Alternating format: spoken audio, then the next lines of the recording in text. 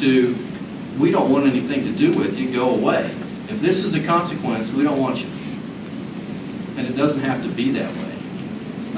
In DISH, there's a clear violation. There's a regulation, it's 106 something of the Texas Administrative Code, that says a company cannot release a air pollutant that would cause someone to not be able to peacefully enjoy their property. And that has been happening in DISH for years and years and years. And we have proved where it comes from without a shadow of a doubt. TCEQ has proven where it comes from because they've shot infrared video on every one of these sites, so we know exactly where it's coming from.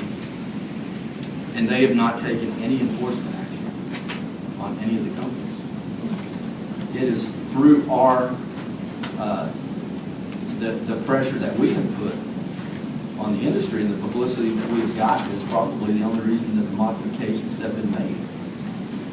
We now have one of the operators actually has a vapor recovery unit on their facility in DISH, which I would venture to say is the only one in the Barnett Shale, other than maybe DFW Airport, where that was part of the lease agreement.